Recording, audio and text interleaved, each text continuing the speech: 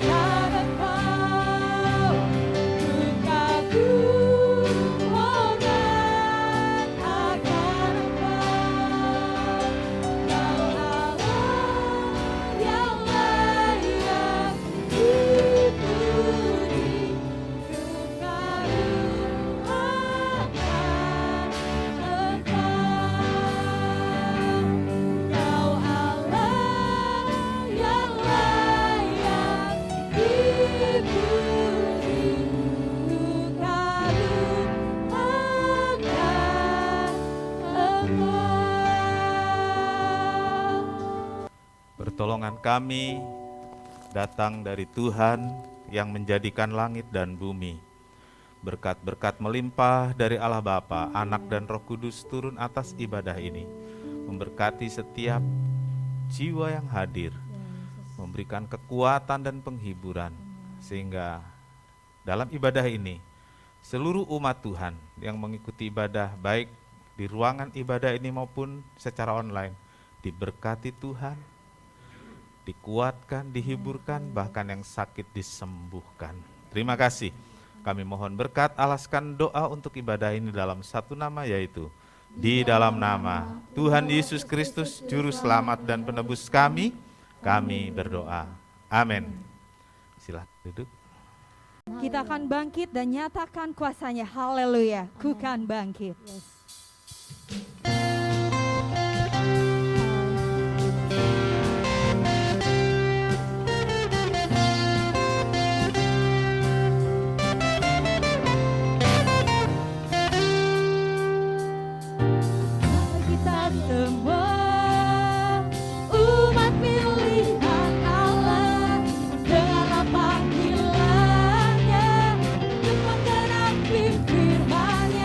Sekarang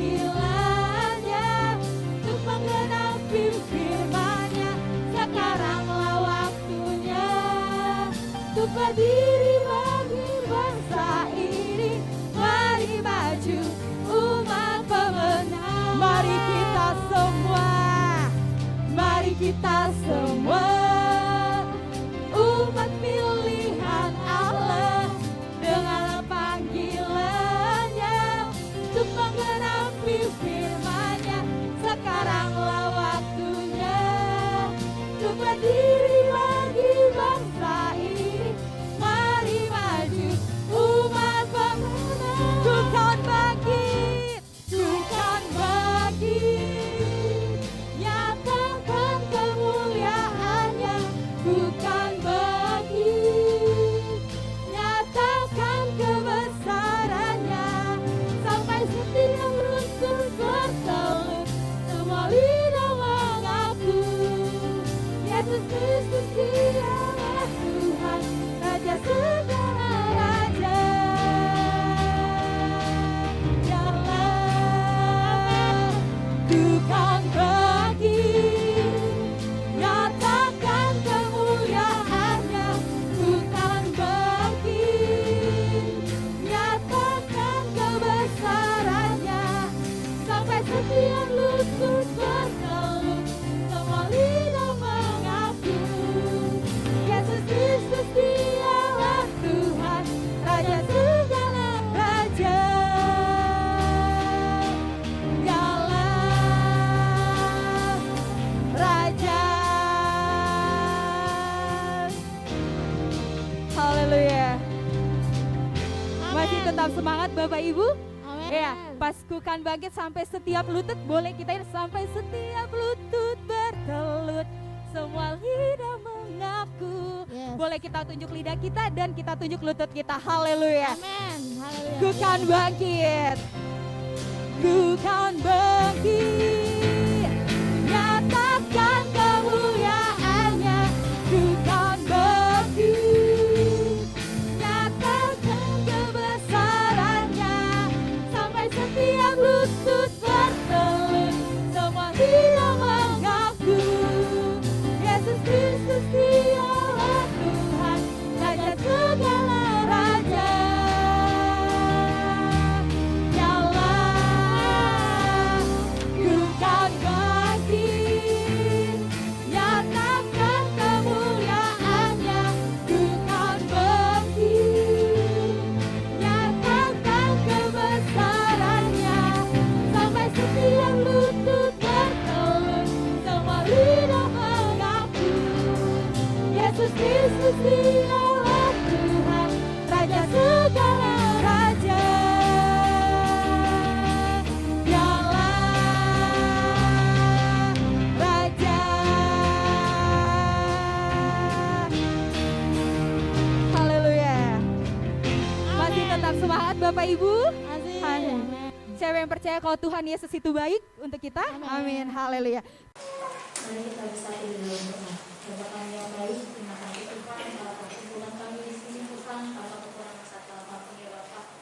Tuhan, sebentar lagi kami akan memberikan persembahan Tuhan, biar persembahan ini berkuasa kerajaan Tuhan di muka bumi ini ya Bapa. Tuhan, berkati juga Tuhan para pelayanmu yang tidak datang tanpa pada ya Bapa. Berkati dalam kehidupannya, Kau selalu sertai dalam pekerjaannya ya Bapa dan keluarganya ya Bapa. Terima kasih Tuhan, terima kasih hanya di dalam nama Tuhan Yesus kami sudah berdoa. Haleluya, amin. Tuhan Yesus baik.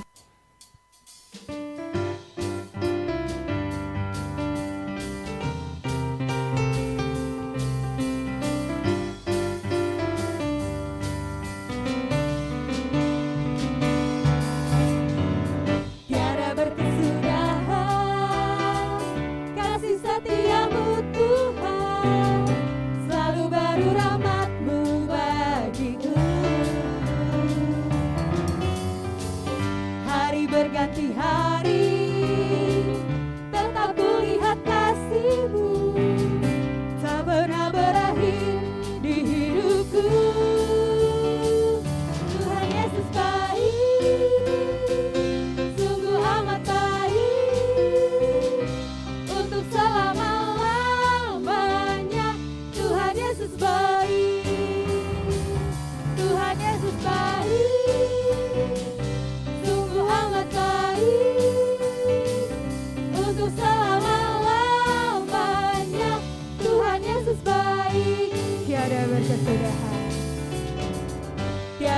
kesudahan kasih setiamu Tuhan, selalu baru rahmat-Mu bagiku. Hari berganti hari, tetap kulihat kasih-Mu, tak pernah berakhir di hidupku. Tuhan Yesus baik, sungguh amat baik, untuk selama-lamanya. Tuhan Yesus baik, Tuhan Yesus baik, sungguh amat baik, untuk selama-lamanya. Tuhan Yesus baik, dari selama-lamanya sampai selama-lamanya, untuk selama-lamanya. Tuhan Yesus baik. Terima kasih atas persembahan Bapak Ibu Saudara. Tuhan Yesus berkati. Bila hati terasa berat ya Bapak, haleluya Yesus. Bila hati terasa berat, tak seorang pun mengerti bebanku. Ku tanya Yesus, apa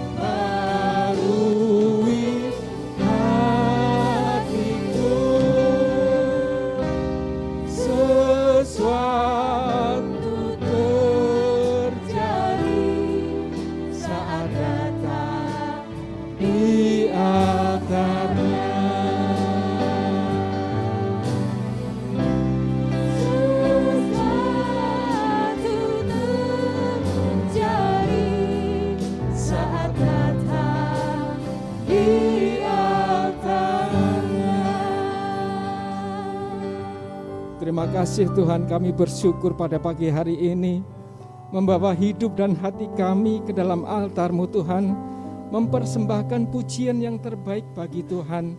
Dan segala beban masalah hidup kami juga kami bawa Tuhan. Dan di dalamnya ada ucapan syukur Tuhan karena Engkau ada bersama dengan kami. Mujizat-Mu terjadi Tuhan. Ketika kami serahkan semuanya kepadamu, hidup menjadi lebih lega karena Tuhan memberi kekuatan pada kami. Terima kasih Tuhan, inilah pujian persembahan kami. Kiranya menjadi dupa yang harum di hadapan Tuhan. Dan sebentar kami akan mendengar firman-Mu. Kiranya firman-Mu Tuhan benar menjadi kekuatan bagi kami. Apa yang terucap dari hamba-Mu, Tuhan, biarlah itu mendidik untuk kami. Lebih taat akan firman Tuhan dan hidup dalam kebenaran firman Tuhan. Hamba-Mu yang sudah Engkau persiapkan Tuhan, jamah Tuhan, sucikan hati dan pikirannya, segala yang keluar dari lidah mulut bibirnya datang dari Tuhan, hikmat dari Tuhan, dan hamba-Mu boleh mendidik kami sekalian. Terima kasih Tuhan, semua yang melayani Tuhan, Tuhan berkati dalam hidupnya, lebih takut akan Tuhan dan menjadi berkat bagi kami sekalian. Segala puji bagi-Mu Bapa, di dalam nama Tuhan Yesus Kristus kami berdoa dan mengucap syukur. Haleluya. Amin. Silakan duduk, jemaat yang terkasih. Puji Tuhan, kita akan dengarkan firman Tuhan. Pagi hari ini firman Tuhan akan dilayani oleh Bapak Pendeta Tohab Simangunson dari Sumatera Utara, Medan. Saya persilahkan. Saya berterima kasih kepada Tuhan atas kesempatan yang Tuhan berikan bagi saya.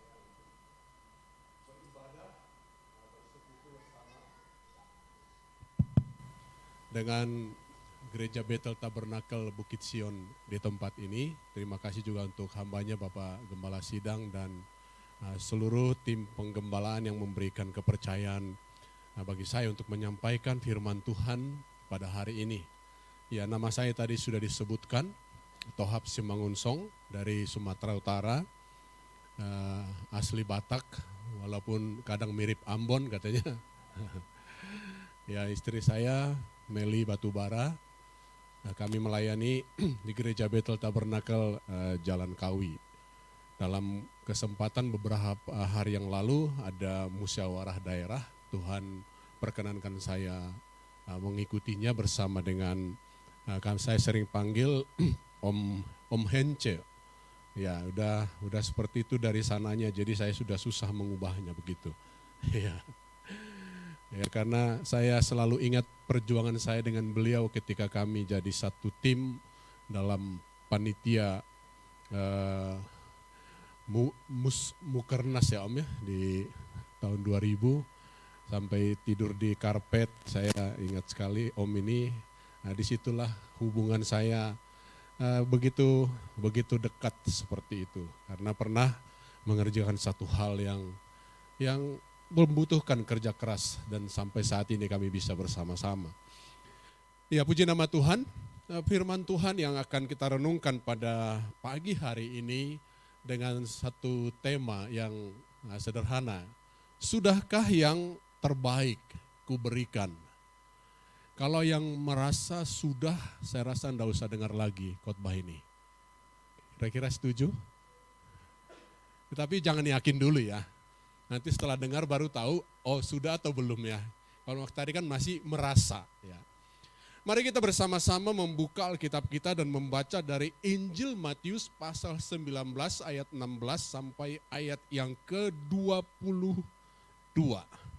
Injil Matius pasal 19 ayat 16 sampai ayat yang ke-22. Demikian firman Tuhan. Ada seorang datang kepada Yesus dan berkata, "Guru, perbuatan baik apakah yang harus kuperbuat untuk memperoleh hidup yang kekal?" Jawab Yesus, "Apakah sebabnya engkau bertanya kepadaku tentang apa yang baik? Hanya satu yang baik. Tetapi jikalau engkau ingin masuk ke dalam hidup, turutilah segala perintah Allah. Kata orang itu kepadanya, perintah yang mana? Kata Yesus, jangan membunuh, jangan berzina, jangan mencuri, jangan mengucapkan saksi dusta. Hormatilah ayahmu dan ibumu, dan kasihilah sesamamu manusia seperti dirimu sendiri. Kata orang muda itu kepadanya, semuanya itu telah kuturuti, apalagi yang masih kurang. Kata Yesus kepadanya, jikalau engkau hendak sempurna, pergilah, jualah segala milikmu dan berikanlah itu kepada orang-orang miskin, maka engkau akan beroleh harta di sorga. Kemudian datanglah kemari dan ikutlah aku. Ketika orang muda itu mendengar perkataan itu, pergilah ia dengan sedih karena banyak hartanya. Demikian pembacaan firman Tuhan. Pemuda ini jelas adalah seorang pemuda yang religius.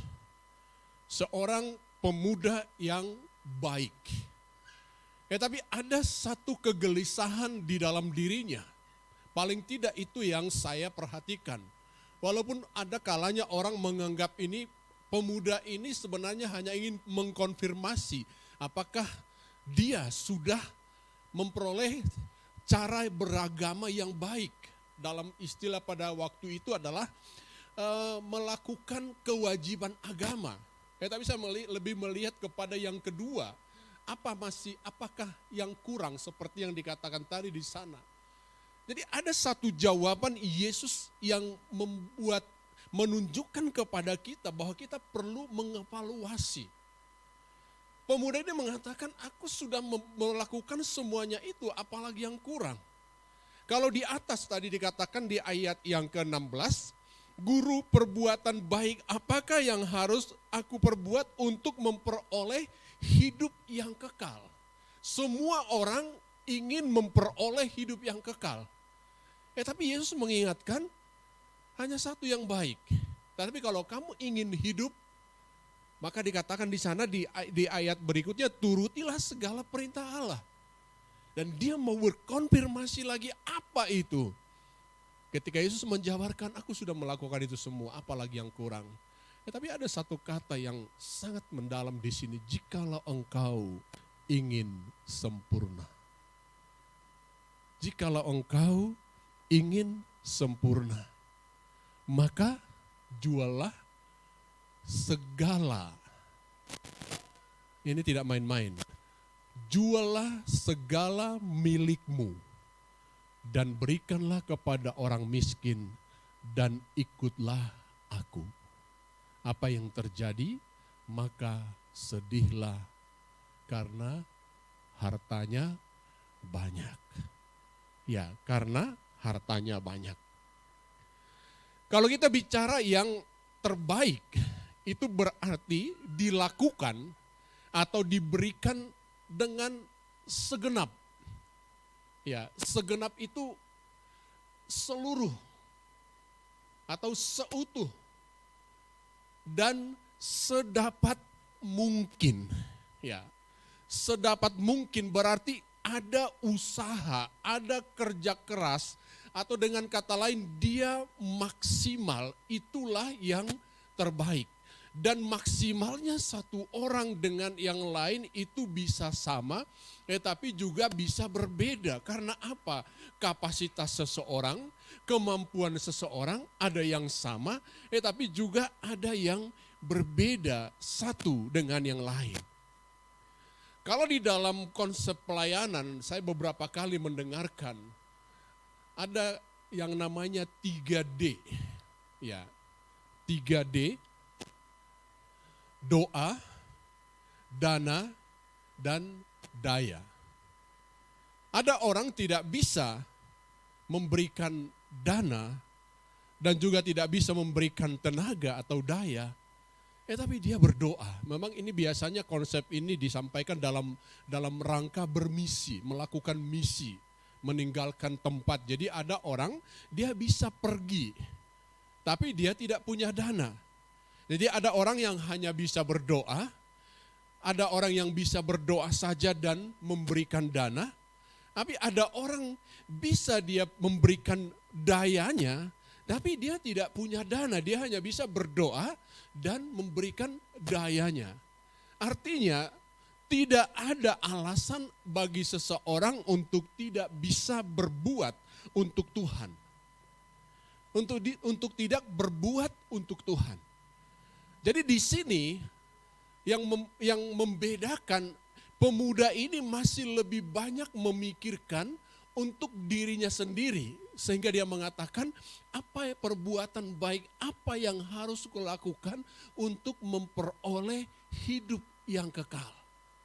Tapi pada hari ini, yang saya lebih tekankan kepada kita, di dalam apakah aku sudah memberikan yang terbaik kepada Tuhan, kita perlu mengetahui apa dasarnya, kemudian bagaimana caranya, dan kemudian bagaimana prinsip-prinsip yang bisa mencapai hal itu, saudara-saudaraku yang kekasih dalam Kristus.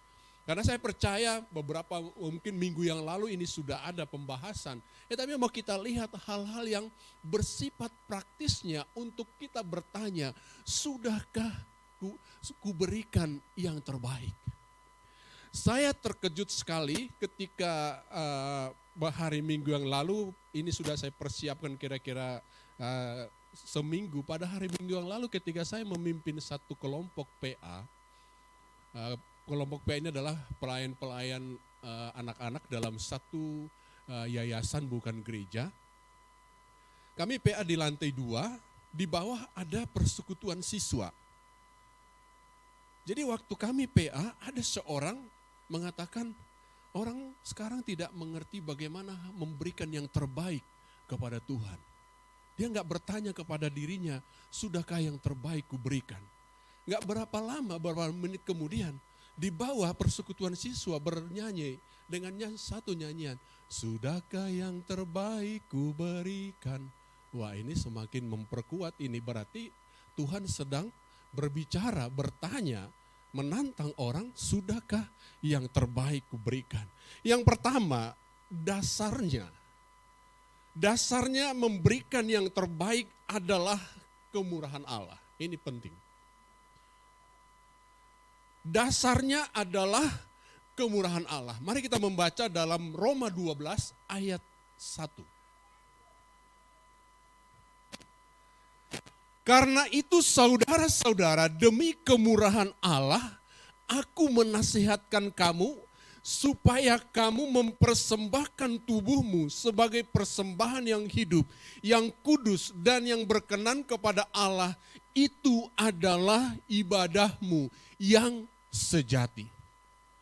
Sejatinya di sini ada dua sisi, yaitu dari keseluruhan atau totalitas. Karena di situ dikatakan, persembahkanlah tubuhmu supaya kamu mempersembahkan tubuh. Saya suka dengan pernyataan pendeta waktu saya dengar pada waktu saya SMA, dia mengatakan, kalau orang belum bisa mempersembahkan uang, nggak mungkin dia bisa mempersembahkan tubuh.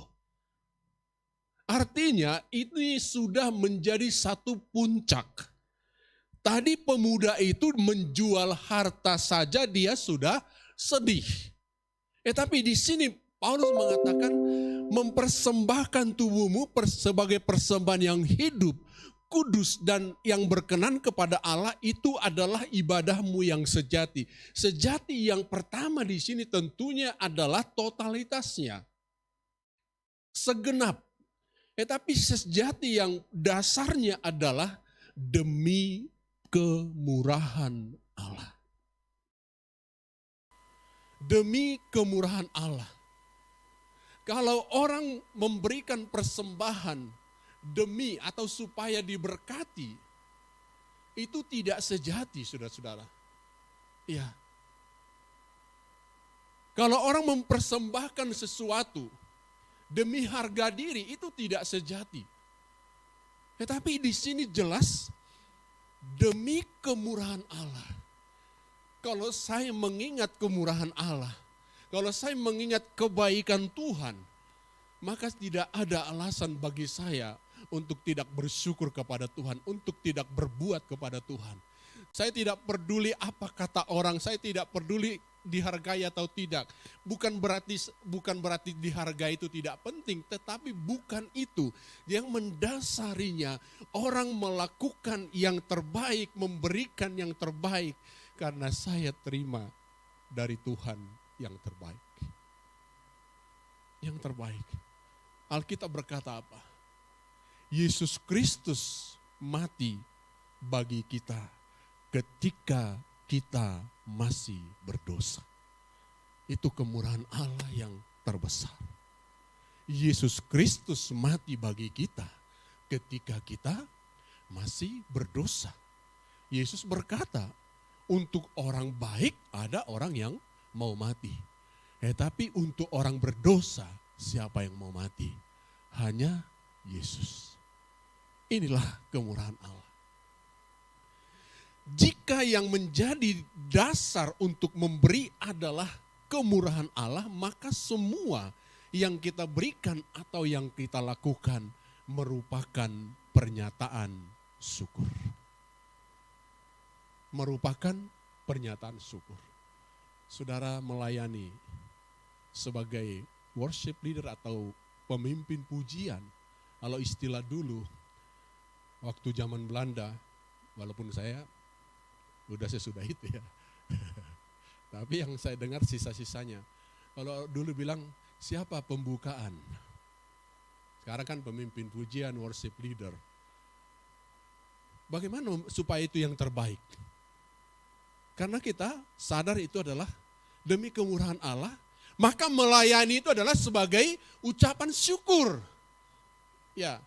Makanya nggak perlu dilihat orang, nggak perlu dihargai orang. Jika yang menjadi dasar untuk memberi adalah kemurahan Allah, maka kita lakukan itu sebagai pernyataan syukur saya. Namanya orang bersyukur itu pasti bersukacita. Tidak pernah memberikan dengan berat hati. Mau kapan dibutuhkan, dia selalu sedia, dia selalu mau melakukannya. Dia memberikan persembahan, kalau itu sebagai ucapan syukur, dia tidak berat hati dan dia tidak bersungut-sungut. Kalaupun tidak langsung diberkati oleh Tuhan, mungkin doanya belum dikabulkan oleh Tuhan, dia akan tetap melakukannya karena itu dilakukan sebagai ucapan syukur. Karena apa? Dasar yang paling mendalam itu yang perlu diketahui dan selalu diingat oleh semua orang yang mau memberi kepada Tuhan. Apa yang dikatakan Paulus? Demi kemurahan Allah. Ini yang pertama. Lalu kita masuk ke bagian yang kedua. Prinsipnya. Ya. Seperti berlomba. Ya, seperti berlomba. Apa yang dikatakan dalam 1 Korintus 9 ayat 25 dan ayat 26.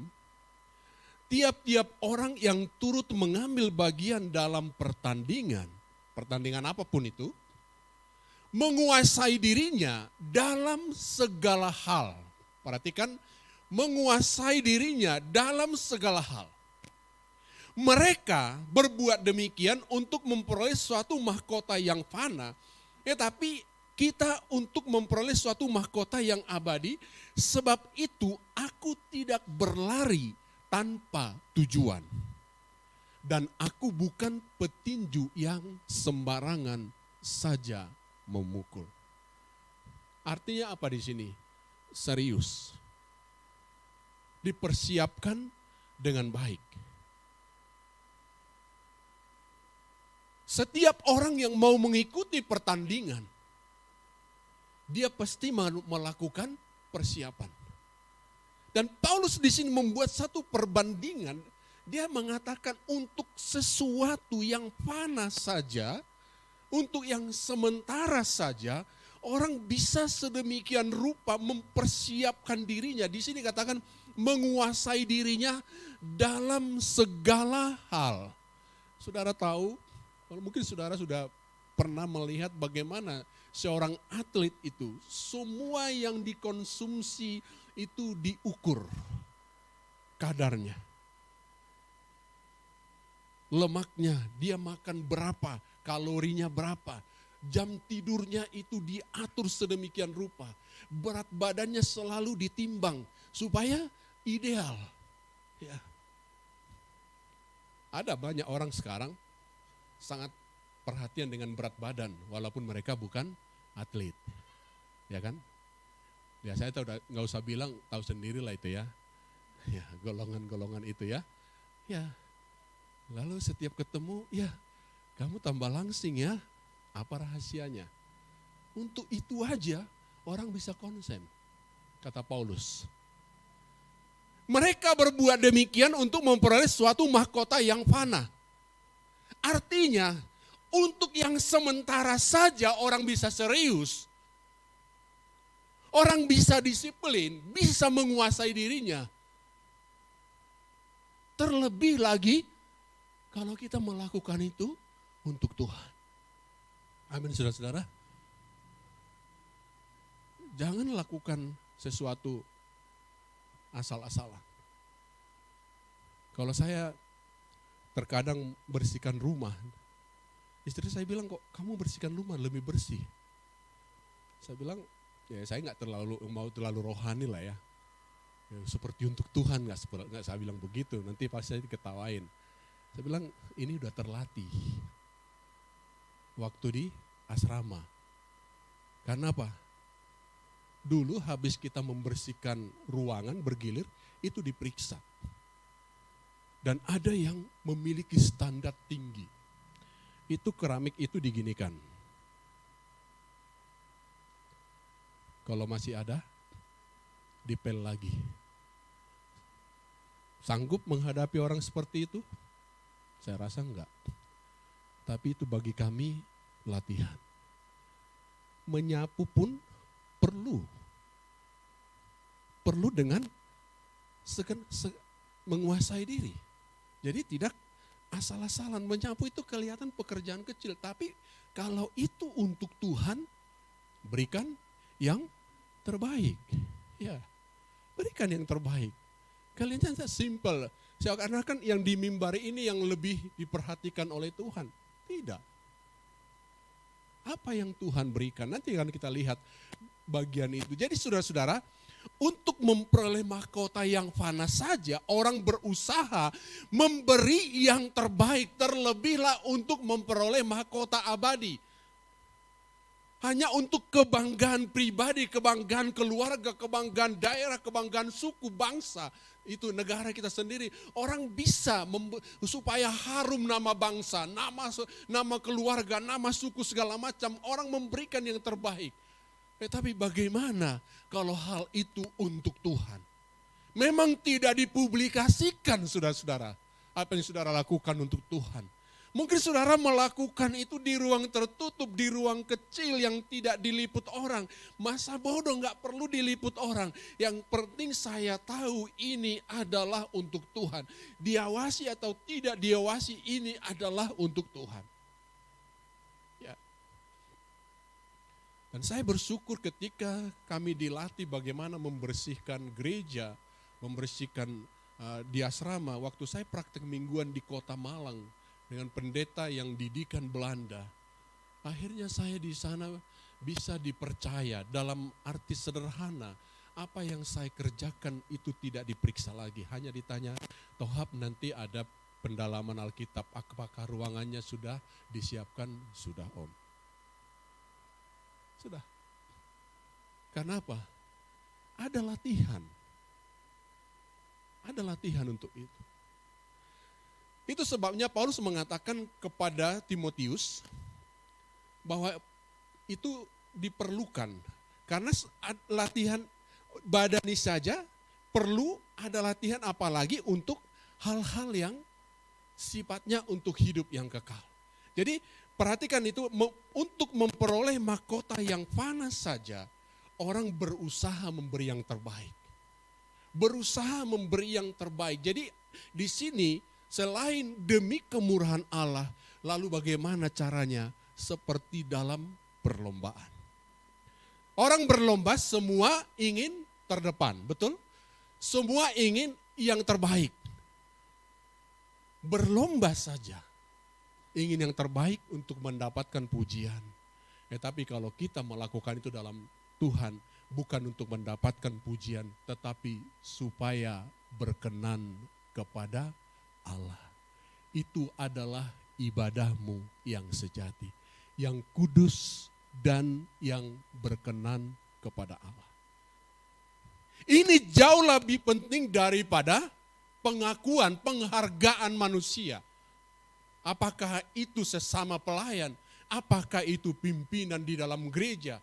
Jauh lebih penting dari semua. Yang perlu kita tanya, apakah yang kulakukan ini berkenan kepada Allah atau tidak? Apakah ini sudah kulakukan demi kemurahan Allah atau tidak, atau demi harga diriku saja? Tetapi kalau kita sudah melakukan itu ingin berkenan kepada Allah, maka itulah yang tertinggi di atas semuanya. Kemudian yang ketiga, caranya. Jadi kalau prinsipnya itu seperti berlomba. Berarti berlomba, semua mau memberikan yang terbaik, semua mau jadi yang terbaik. Tidak ada orang berlomba tidak mau jadi yang terbaik. Lalu sekarang kita mau bagaimana supaya yang terbaik itu bisa dicapai? Tentu di sini perlu latihan. Ya, seperti waktu istri saya tanya, iya ini kan sudah terlatih membersihkan gereja. Saya ditengok ngelap meja, kok lebih bersih. Udahlah jangan terus-terus kok lebih bersih, udah tiru aja. Iya. Untuk apa pujian itu kalau nggak ada dampaknya untuk dia, bukan? Iya. Udah tinggal dicontoh saja. Ini bagaimana cara lapnya sama, mejanya sama, tapi kok beda hasilnya, kira-kira seperti itu ya. Itu karena mau memberikan. Nah, bagaimana itu bisa terjadi? Perlu latihan. Melakukan satu latihan. Dalam 1 Timotius 4 ayat 7 dan 8, Rasul Paulus mengatakan, tetapi jauhilah tahayul dan dongeng nenek-nenek tua, latihlah dirimu beribadah. Latihan badani terbatas gunanya. Tadi kita sudah belajar, di atas dikatakan orang mau berlomba menguasai dirinya dalam segala hal. Dan di sini latihan badani terbatas gunanya, tetapi ibadah itu berguna dalam segala hal. Karena mengandung janji baik untuk hidup ini, hidup sekarang ini, maupun untuk hidup yang akan datang. Rupanya lebih serius lagi hal rohani itu. Latihan badani terbatas gunanya. Tapi orang lakukan itu dengan begitu serius. Tapi Paulus mengatakan latihlah dirimu beribadah. Saya untuk bisa membaca Alkitab selesai dalam 1 tahun dari Kejadian sampai Wahyu itu tidak gampang, saudara-saudara. Waktu saya mahasiswa tidak berhasil melakukan itu, walaupun berhasil menyelesaikan itu, tetapi tidak berhasil dalam 1 tahun. Waktu di pelayanan masih susah. Jadi yang benar-benar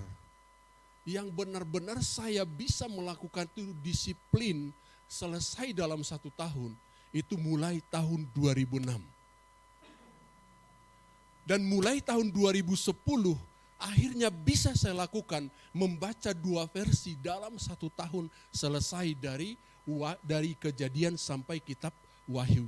Dengan berbagai versi setiap tahun berubah, berganti.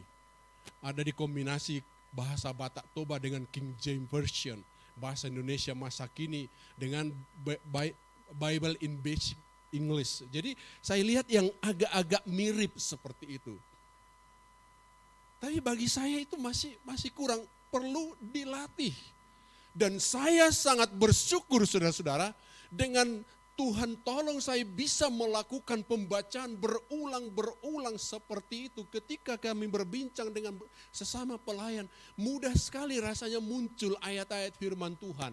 untuk menguatkan, untuk menghibur orang. Ya terkadang-kadang kita pakai juga untuk berseloroh atau melawak seperti itu. Misalnya kalau orang mulai masalah dengan makanan, ada tertulis, kalau kamu makan di depan pembesar, taruhlah pisau di lehermu. Pakai ayat semuanya. Ya kenapa? Kenapa saya bisa pakai ayat? Karena baca ayat. Saya ingatkan pada hari ini, latihlah dirimu beribadah. Silakan baca. Apakah engkau naik kendaraan umum? Saya tidak mengatakan boleh sambil-sambilan baca firman Tuhan. Artinya dimanapun saudara bisa membaca. Tetapi kenapa dimanapun bisa membaca, tetapi dimanapun dia tidak baca? Itu bagaimana? Padahal orang dulu kalau membaca Alkitab, dia harus pulang dulu, lalu diambil dari rak buku, lalu dia membaca Alkitab. Sekarang sudah dalam genggaman, dimanapun saudara bisa baca. Tapi kenyataannya, dimanapun orang tidak ada yang baca. Latihlah dirimu beribadah. Apalagi saudara sebagai pelayan, menyampaikan renungan, menyampaikan firman Tuhan, engkau tidak punya pembacaan Alkitab secara teratur, secara rutin, lalu apa yang kau sampaikan? Celaka kalau seorang pelayan, seorang pendeta buka Alkitab hanya ketika mempersiapkan khotbah. Lalu apa yang mau disampaikan? Masih disiplin doa pagi? Atau suka-suka? Masih berdisiplin berdoa? Masih 3 kali, minimal 3 kali sehari. Pagi, siang, dan malam. Yaitu doa makan.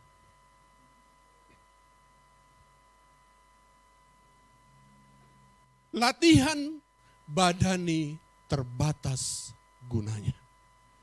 Dan saya mau katakan kepada saudara-saudara, kalau saudara sudah terbiasa melatih diri dalam hal-hal rohani, itu akan memberi dampak besar dalam seluruh kehidupan saudara. Apakah itu kehidupan sebagai pengusaha, sebagai karyawan, atau apapun.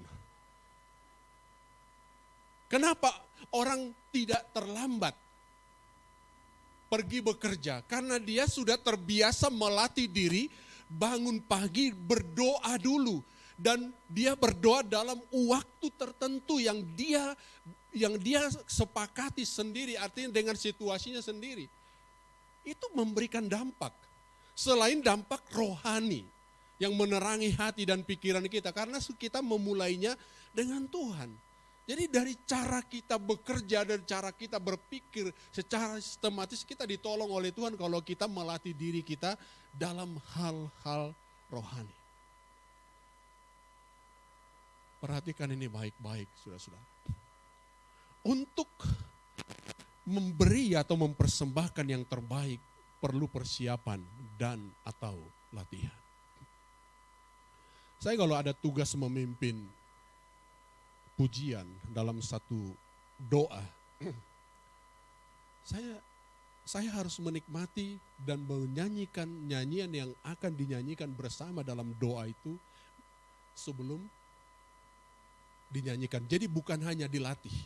Jadi saya memilih lagu, itu bisa nanti hari Senin dapat satu, saya tuliskan, saya nyanyikan. Jadi saya sudah nikmati dulu lagu itu, begitu selesai nanti udah disusun semuanya, nyanyikan lagi satu persatu dari awal, seorang diri. Barulah dibawa ketika latihan dengan pemain musik. Perlu persiapan. Akhirnya apa yang terjadi? Orang bisa merasakan hadirat Tuhan dalamnya. Walaupun nyanyiannya sama. Walaupun suara saya bukan lebih baik daripada orang lain. Tapi saya persiapkan itu sebagai persembahan. Karena apa? Ini nyanyian untuk Tuhan. Untuk tampil saja orang persiapan. Apalagi untuk Tuhan, latih. Ya. Suaramu bagus, puji Tuhan. Tetapi bukan berarti kalau suaramu bagus, kamu gak perlu latihan. Kamu menguasai lagu, puji Tuhan itu bagus. Tapi bukan berarti saudara tidak perlu latihan dalam melakukan sesuatu. Termasuk hal-hal yang lain. Ibu-ibu di rumah, kalau ibu-ibu masak, masaklah dengan memberikan yang terbaik. Ya. Lalu yang terakhir, bagaimana kita mempraktekannya? Di sini saya suka dengan seperti menabur. Ya. Waktu saya tadi duduk, saya perhatikan di sini ada kembang, bunga. Tapi setelah saya lihat, amat-amati, rupanya ini tiruan sempurna atau tipuan sempurna. Karena dari bulan ke bulan, Bapak Ibu Saudara-saudara melihatnya begitu-begitu saja. Jadi jangan sampai orang tertipu dengan kita. Terus begitu. Ya. Yang Tuhan mau bertumbuh. Ini tidak bertumbuh. Karena ini pajangan. Tapi kita bukan pajangan. Karena tadi dikatakan, demi kemurahan Allah, persembahkanlah tubuhmu sebagai persembahan yang hidup. Yang hidup bukan pajangan.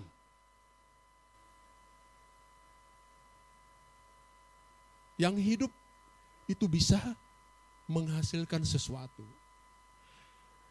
Di dalam Yohanes 12 ayat 24, Yesus berkata seperti ini, luar biasa makna daripada perkataan Yesus ini. Aku berkata kepadamu, sesungguhnya jikalau biji gandum tidak jatuh ke dalam tanah dan mati. Perhatikan di situ, ke dalam tanah dan mati. Kalau tidak jatuh ke dalam tanah dan mati, ia tetap satu biji saja. Tetapi jika ia mati, ia akan menghasilkan banyak buah. Jadi apa yang kita lakukan itu, apa yang kita berikan itu, berikanlah itu seperti saudara menabur benih. Jatuh ke tanah dan mati. Kalau tidak jatuh ke tanah, dia tetap satu biji saja. Kau punya talenta, kalau itu kau persembahkan kepada Tuhan, itu kan berbuah. Tapi kalau disimpan, akan tetap seperti itu. Gak ada gunanya. Dan saya mau mengatakan di dalam pekerjaan Tuhan jangan sampai ada orang yang jual mahal. Dan seharusnya orang yang tahu dia hidup karena kemurahan Allah, tidak seharusnya dia jual mahal.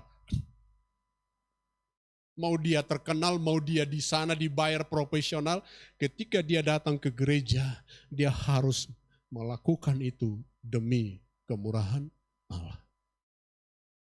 Nah, di sana saya tidak dihargai. Kalau orang berpikir dia menabur, dia tidak peduli. Tapi apa yang kuberikan itu menjadi sesuatu. Dan saya jadi teringat akan satu pernyataan seperti ini yang dulu saya pikir ini pernyataan ini bagus. Tetapi saya lebih memahaminya setelah saya baca tadi dalam Injil Yohanes 12:24 tadi. Bila yang ditaburkan adalah yang baik, maka yang dihasilkan pasti yang baik. Dan satu lagi, apa yang ada padamu terkait dengan ayat tadi, itu bukan milikmu. Tetapi apa yang kau berikan, yang kau taburkan, akan tetap menjadi milikmu. Analogi ke petani. Saya orang kampung, orang desa.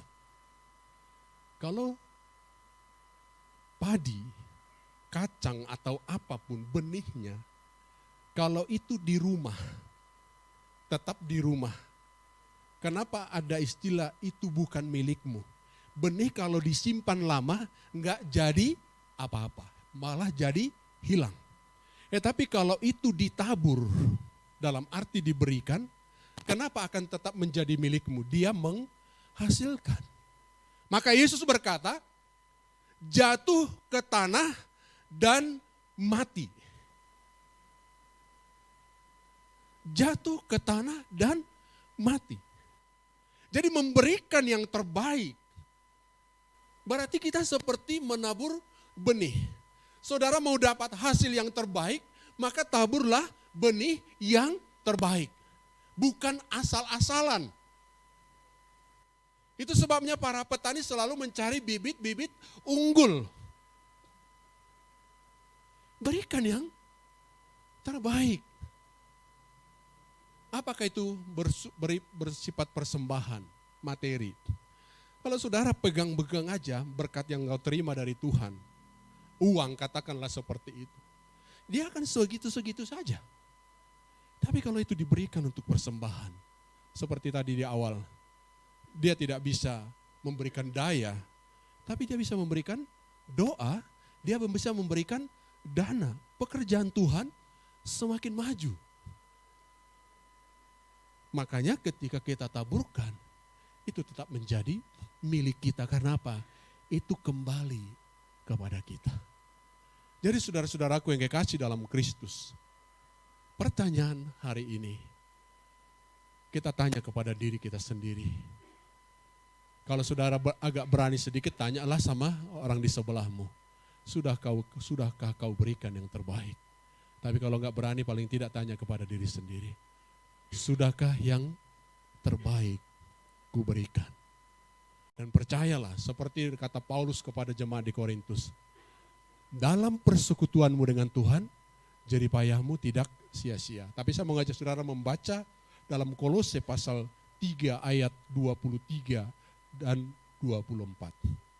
Kolose pasal yang ketiga, ayat 23 dan 24. Apapun juga yang kamu perbuat, perbuatlah dengan segenap hatimu, seperti untuk Tuhan dan bukan untuk manusia. Itu dulu. Apapun juga. Apapun juga. Jadi kalau apapun juga, ini tidak hanya bicara soal pelayanan semata. Saudara bekerja di kantor, saudara berjualan, apapun juga yang kamu perbuat, perbuatlah dengan segenap hatimu, seperti untuk Tuhan dan bukan untuk manusia. Kalau sudah seperti untuk Tuhan, sudah pasti yang terbaik. Harusnya yang terbaik. Maka ayat 24 berkata, kamu tahu bahwa dari Tuhanlah kamu akan menerima bagian yang ditentukan bagimu sebagai upah. Artinya kita berikan kepada orang lain melalui pekerjaan kita. Kita berikan seperti untuk Tuhan. Mungkin atasan kita, mungkin perusahaan yang di mana kita bekerja tidak menghargai, tidak mengapresiasi apa yang kita lakukan. Jangan kecil hati. Karena di sini dikatakan kamu tahu bahwa dari Tuhanlah kamu akan menerima bagian yang ditentukan bagimu sebagai upah. Kalau dari atasan, kalau dari perusahaan itu terbatas. Walaupun itu kita menyenangkan, pekerjaan kita dihargai. Kerja keras kita diapresiasi, dikasih insentif. Siapa tidak senang? Tapi seandainya itu tidak saudara peroleh, atau bahkan itu mungkin di pelayanan, mungkin pendeta, gembala saudara tidak memperhatikan apa yang kau lakukan, seperti merasa tidak dihargai. Gak usah pikirkan ke sana. Karena di sini dikatakan, kamu tahu bahwa dari Tuhanlah kamu akan, di sini kan, kamu akan menerima bagian yang ditentukan bagimu sebagai upah. Mau terima dari Tuhan atau dari manusia? Terkadang kita lebih mau yang dari manusia, karena apa? Langsung. Dari Tuhan kadang-kadang menunggu dulu. Tetapi ini penting. Perbuatlah dengan segenap hatimu. perbuatlah dengan segenap hatimu. Seperti untuk Tuhan. Tidak perlu dipuji, tidak perlu diawasi, tidak perlu dihargai. Karena apa? Kamu tahu bahwa dari Tuhanlah kamu akan menerima bagian yang ditentukan sebagai upah. Kristus adalah Tuhan dan kamu adalah hambanya. Amin. Bapa di sorga, kami tertunduk di hadapan-Mu Tuhan. Karena seringkali kami sudah merasa memberi yang paling baik, yang terbaik. Kami merasa kami memberi sudah begitu maksimal dan melebihi orang-orang lain. Tapi saat ini kami tertunduk malu di hadapan Tuhan. Karena apa yang kami lakukan masih jauh dari yang seharusnya. Masih jauh seperti yang Tuhan minta. Tuhan Yesus ampuni kami. Tuhan Yesus sucikan kami. Sehingga kami layak di hadapan Tuhan. Dan kiranya Roh Kudus membantu kami untuk bisa melakukan sesuatu yang berkenan kepada Tuhan dari hati kami, bukan sesuai porsi, tetapi sesuai proporsional yang ada pada kami. Terima kasih Tuhan, terima kasih. Memberkati Bapak Pendeta Tohab Simangunsong yang telah berbagi berkat dan kasih dalam pemberitaan firman pagi hari ini. Berkati pelayanannya, berkati keluarganya, dan Tuhan dipermuliakan. Terima kasih Tuhan, kami akan mengakhiri ibadah ini. Berkatilah kami semua, para pelayan-pelayan yang telah memberikan waktu, tenaga, pikiran, dan hidupnya untuk melayani Tuhan pagi hari ini. Tuhan berkati seluruh jemaat yang hadir.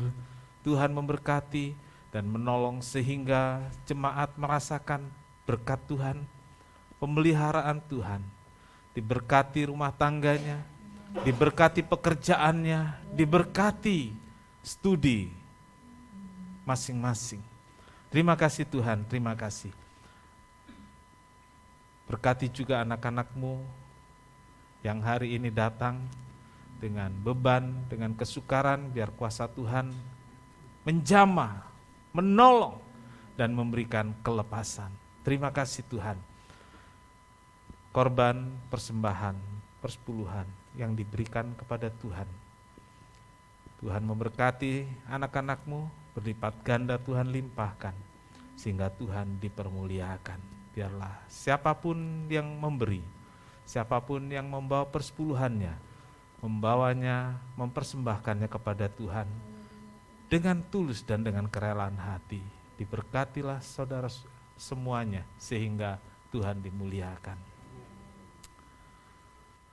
Pimpin kami pulang dengan selamat, sertai dan lindungi. Tuhan memberkati engkau dan melindungi engkau. Tuhan menyinari engkau dengan wajahnya dan memberi engkau kasih karunia. Tuhan menghadapkan wajahnya kepadamu dan memberi engkau damai sejahtera. Saudara yang kekasih, terimalah berkat dan damai sejahtera dari Allah Bapa, kasih karunia dari Tuhan Yesus serta persekutuan Roh Kudus serta kita sekarang sampai selamanya. Ini doa kami ya Tuhan, kami alaskan dalam satu nama, yaitu di dalam nama Tuhan Yesus Kristus Juru Selamat dan Penebus kami berdoa. Bapa kami yang di surga, dikuduskanlah namamu, datanglah kerajaan-Mu, jadilah kehendak-Mu di bumi seperti di surga. Berikanlah kami pada hari ini makanan kami yang secukupnya, dan ampunilah kami akan kesalahan kami, seperti kami juga mengampuni orang yang bersalah kepada kami. Dan janganlah membawa kami ke dalam pencobaan, tetapi lepaskanlah kami daripada yang jahat. Karena Engkau-lah yang punya kerajaan dan kuasa dan kemuliaan sampai selama-lamanya. Amin. Bapa, terima kasih.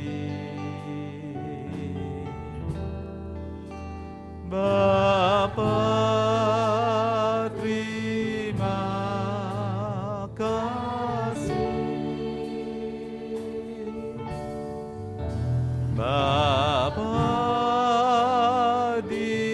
dalam surga. Ku berterima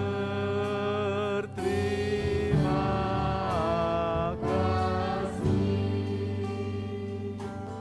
Amin.